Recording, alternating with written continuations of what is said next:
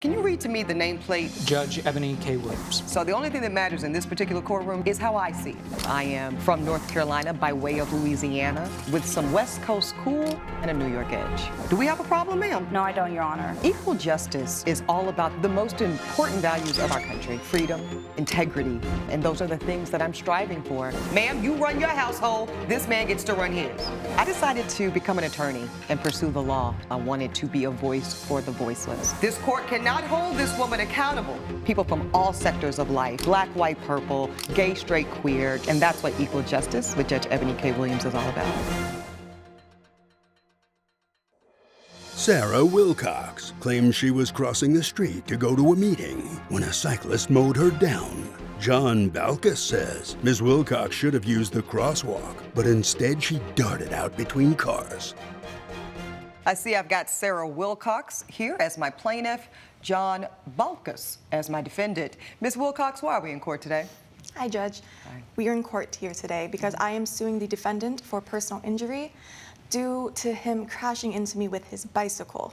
I am suing for medical coverage being $1,586.67. Indeed. Now, were you in a car as well, or were you walking, or you on a bike? I was walking, Your Honor. Oh, wow. So you were a pedestrian. This gentleman's on a bicycle. He crashes into you. Yes. Now, why is he responsible for your medical damages, ma'am? I believe he wasn't exerting the proper safety protocols while being a motorist on the road, and that's what caused him to hit me. You jaywalked. Okay, hold on, sir. We are going to get to you, but we're not going to do it that way. Okay, ma'am, so tell me a little bit about how you got to collide with this gentleman in the first place. You get up, you're taking a walk, what happens? So I work at an advertising company out in downtown LA. Okay. And I was supposed to have a meeting that day at 6, and I got called saying it got pushed an hour earlier, so now it's at 5, and I take public transportation, so I don't have a car at the moment, so I really had to rush. And my bus, sometimes it'll come late, sometimes it comes early, so I was like, I really need to be at my bus stop so I can make this bus because I have to go to this meeting. Sure. And so how the street was, and I actually have a picture of You the have photos? street. Okay, yes. Please give that to my bailiff, ma'am. Thank you. You can give him Oh, yeah, of course. all of your evidence. Thank you. Thank you. Yeah, so I want to visualize this, yes. Okay, so I'm looking here at this crosswalk. Continue. So I'm on the far right of the street where the blue car is. I'm Yes. crossing from that street. I'm trying to cross to the other side because over here is where the bus stop is. Got it. So before that, I was making my way to the middle divider. I looked both ways. There was no oncoming traffic. I didn't see anybody So coming. you exercise due caution. Yes. Okay, you get to where the little lady is. Yes, I get Okay. to where the middle divider of this street is. Yes. And then again, I look again. It's not shown in this picture, but there were a couple cars parked there. And so I had to safely look in between the cars just to see if there's anybody coming. I looked to my right, looked to my left, saw nobody, so I started walking, and then all of a sudden I felt a pain in the side, the right side of my body. I was on the ground. I look up, I see Mr. Balkus standing above me with his bicycle, and it just hit me that, okay, I just got hit by a bike. So you didn't even see him coming? I did not see him coming at all. Wow, amazing. Now I also see I've got, oh my gosh, some injuries here. Yes. This looks like some very severe bruising. What is this, your leg and arm? This is the right side of my leg. Oh, that's that's your leg. Oh Yes. my gosh, that is nasty. Okay, and I'm also seeing the medical coverage here. Got an ER visit, X-ray, of course, physical exam. We see some narcotics, all tuning to $1,558.75. So I assume that there was no insurance coverage, ma'am? No, I went to the emergency room and it was far from out of my network. Okay, so there's no coverage. Okay, and then I'm also seeing this is your parking? This is a ride share. Because what happened was I was able to make it to my meeting after the incident. So I was talking to Mr. Balkus. We did exchange information as we were waiting for the cops to come. So you two did exchange information? Yes, we did I exchange. offered my number. Okay. All right, let me go ahead and get to you, young man, since you want to talk so much. Okay. Let's get to, when did you see this young lady was actually walking as a pedestrian crossing the street? I saw her upon impact. So you did not see her at all? I did not see her at all because she was in between two vehicles and she just darted out in front, like ran right in front of me. And she's shaking her head no. One could ask, Madam Plaintiff here, what about the crosswalk? Why not cross in the crosswalk? Like I said earlier, the crosswalks are pretty far in this area. That's why a lot of people, not just myself, a lot of people, we just tend to cross the street when we had to get to places because one crosswalk is about a quarter of a mile away. That can take about 5 to 8 minutes for the average human just to walk that way and then cross the street and walk the same direction. And the other one was about half a mile away, which again takes about 8 to 10 minutes for the average human just to walk. And I had to get to the exact opposite, so that would have been an extra about 20 minutes for me just to get to the bus stop that was right across from my street. Okay, but you do realize, ma'am, in saying all of this, you are admitting to jaywalking? Yes. Because that is what jaywalking is, Yes. when you cross outside the crosswalk. Coming up on Equal Justice. Go. Yes, She sir. already said too that she didn't see me until the impact happened. I heard her say, sir, yeah, I understand. I can read, I can hear, and I got all of that from the plaintiff. Thank you, sir. And later, First of all, Ms. James, did you post this in the community chat, ma'am? Yes, I did. Yes, you did. Okay, so I want to just ask you a first question, which is what was suspicious looking about Mr. Bobby Taylor here? if you'll be in the Los Angeles area and want to bring your case to court, call 1-888-552-6878.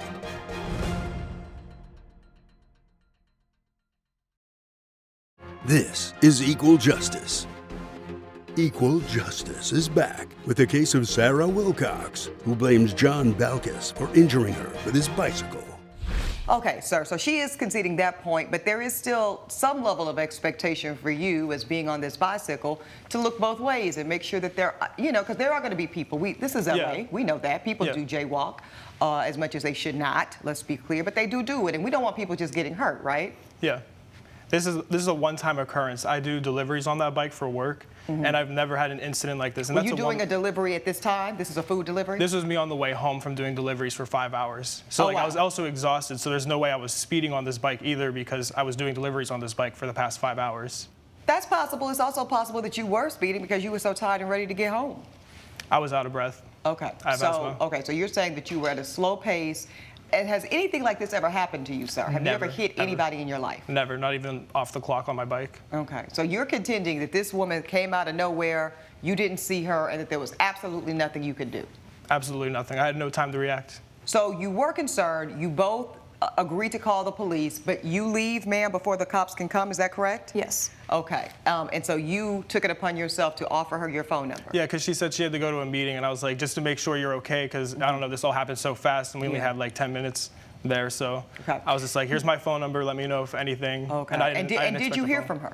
I did a week later. What did she say? She said she went to the hospital and then that she had deep muscle contusions and that she wanted me to be responsible for the medical payment. And did you take her at her word? Did you believe that she was seriously hurt?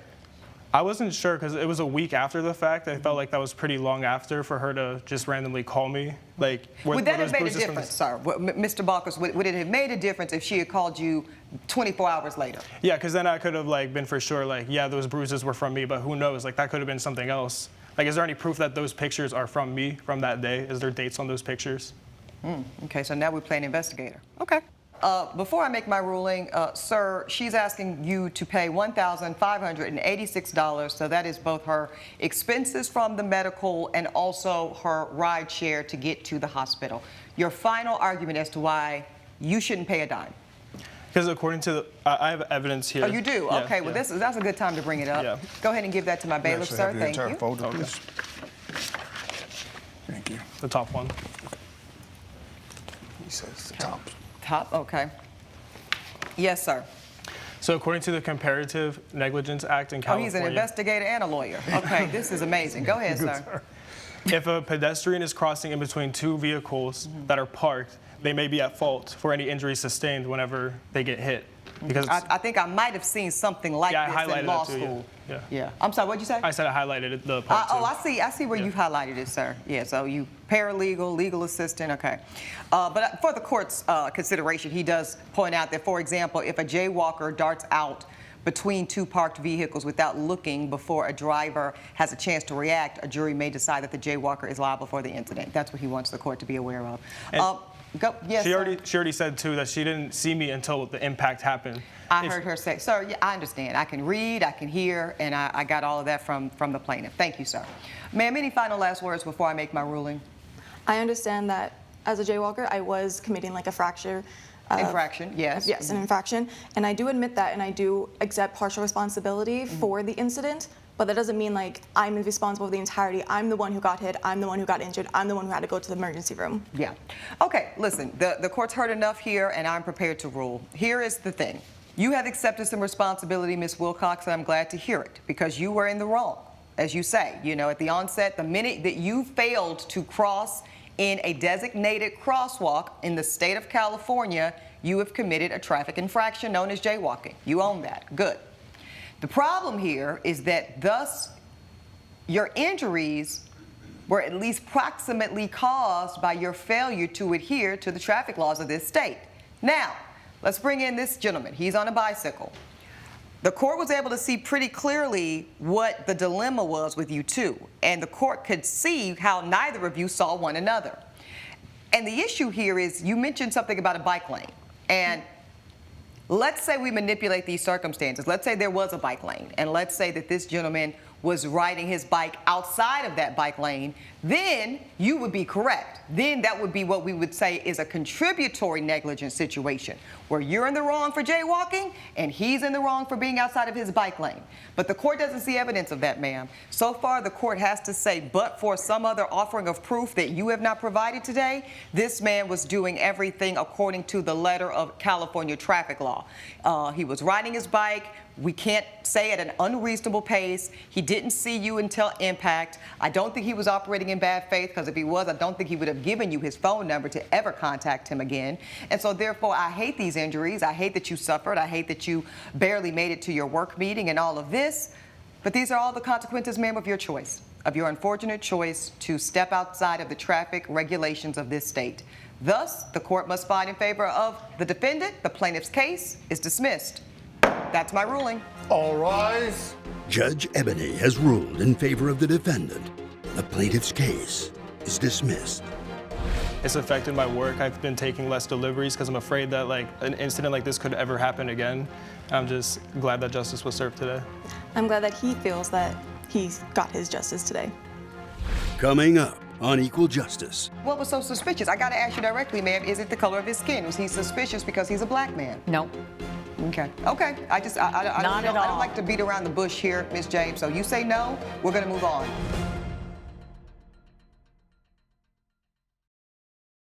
This is Equal Justice. Bobby Taylor claims his reputation was tarnished after his neighbor implied on social media that he was a porch pirate. Kendra James says none of her packages went missing until she saw Mr. Taylor lurking in her yard. I see I've got Bobby Taylor here as Yes, my ma'am. plaintiff, yes, sir, and Kendra James as my defendant.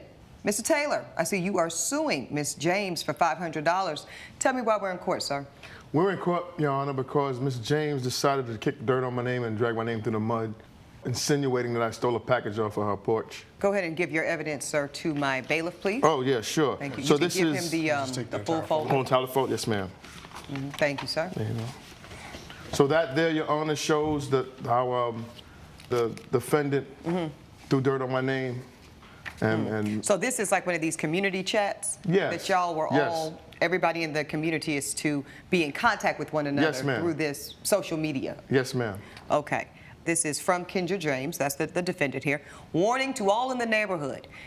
Oh Lord, this morning I spotted a very suspicious looking Mr. Bobby Taylor lurking around my front yard. Before you go on, let me get to Ms. James here. First of all, Ms. James, did you post this in the community chat, ma'am? Yes, I did. Yes, you did. Okay, so I want to just ask you a first question, which is what was suspicious looking about Mr. Bobby Taylor here? Well, I didn't actually see what he was doing. All I know, he was in my yard near the porch. I had a package delivered. I've never had any packages missing in 20 years. I always order from Wayfair or Amazon. You sound And like my mother, ma'am. Go after ahead. he left, when I went out to retrieve my package, it was gone. Coming up on Equal Justice. I'm giving you a little leeway because you are a woman of a particular age in my courtroom, and I was taught to respect my elders. Don't roll your eyes. I mean, if you don't want no respect, I can throw it out the window now.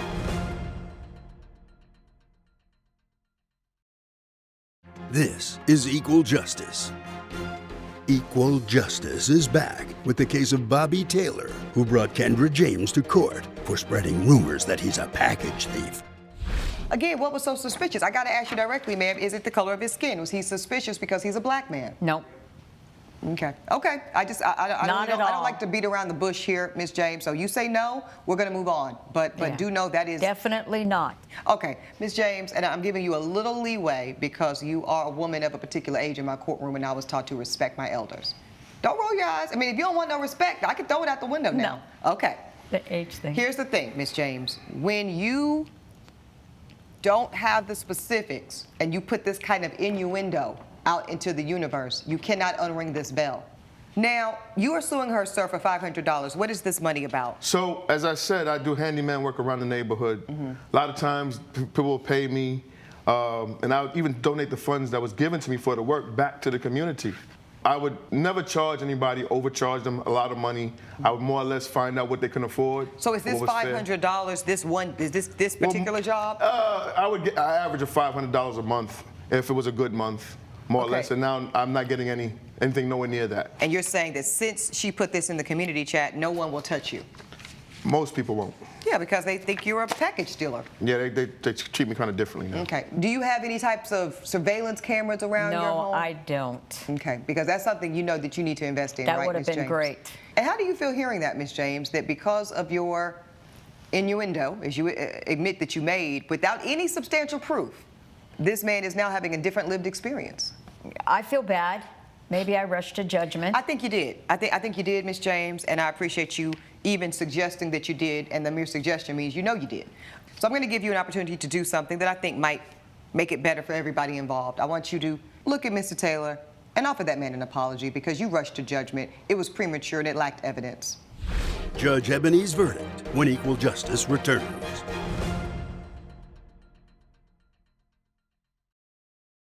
This is Equal Justice.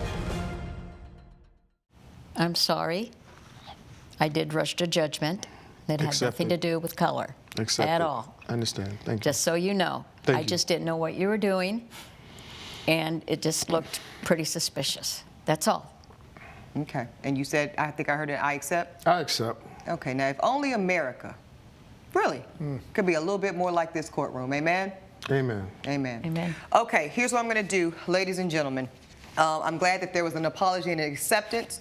As it relates to your claim, though, Mr. Taylor, I do believe that there has been an impact, but I can't, with good conscience, I don't think it's equitable to wholly hold Ms. James liable for it because she's only one half of a decision to hire you. So I do believe that she contributed to a negative consideration. But I think you need to talk to your neighbors, too, because if all it took was one person in a group chat saying, I think I might have saw, I might have, Ida, then I think these people are questionable in the first place. The fact that she apologized to the public, I think, will help that out. I think so, too. So therefore, I am going to dismiss the plaintiff's claim, but I do think some justice was reached today. That's my ruling. All rise. Judge Eboni has ruled in favor of the defendant. The plaintiff's claim is dismissed. Any final thoughts for each other? If you give me a call, I will take you to pick out some cameras and I'll help you install them. Thank you. I'll pay you. Judge Day in court, please follow me. Ladies first.